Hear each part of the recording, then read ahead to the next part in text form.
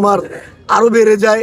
তখন থেকে ছোট ছিলাম, আরো মনে ছিলাম যে একটা পথ ক্যারি করলে হয়তো দেশের নেত্রী বেগম খালেদা জিয়ার সাথে দেখা করতে পারবো, কিন্তু মনে করেছিলাম এবারে দেশ স্বাধীন হয়েছে, আমরা কিছুদিন আগে পথ পেয়েছি, হয়তো নেত্রী সুস্থ হয়ে গেলে নেত্রীর সাথে যে একটু দেখা করব।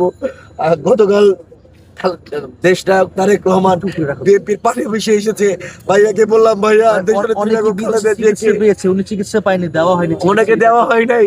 এই শেখ হাসিনার আমলে আমরা বারবার সমাবেশ করেছি, বিক্ষোভ করেছি, দোয়া করেছি নেত্রীর জন্য, যাতে নেত্রীকে একটু একবার হলেও বিদেশে চিকিৎসার জন্য দেওয়া হয়, কিন্তু কতটুক পশুর চেয়ে অদম হলে শেখ হাসিনা দেখুন নেত্রীকে চিকিৎসার জন্য দেয় নাই।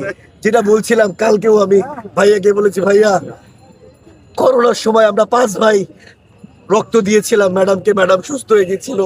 10 দিন আগেও যে ভাইয়া রক্ত দিয়ে আসছি, ভাইয়া জানি না ম্যাডাম কি অবস্থায় আছে। ভাইয়া আমার মাথায় হাত বুলিয়ে বলছে, ম্যাডাম দোয়া করো সুস্থ হয়ে যাবে।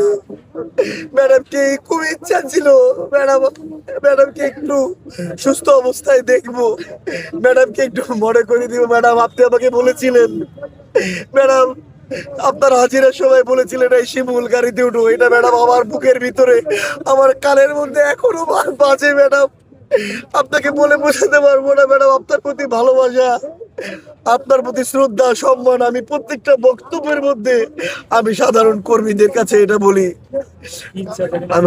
বিএনপির পরিবারের কাছে এখন দাবি কি? আমাদের একটাই দাবি ভাই, আপনাদের দোয়াই দিয়ে বলছি, আপনাদের কাছে একটাই দাবি, আমাদের সাধারণ কোটি কোটি মানুষের দাবি, শহীদ জিয়ার মাজারের সাথে আমাদের গণতন্ত্রের আপসীর নেত্রী দেশনেত্রী বেগম খালেদা জিয়াকে যাতে সমাহিত করা হয়, এবং যতদিন পৃথিবীর বুকে বাংলাদেশ থাকবে ততদিন যাতে কোটি কোটি ভক্তরা দেশনেত্রী বেগম খালেদা জিয়ার মাজার জিয়ারত করতে পারে।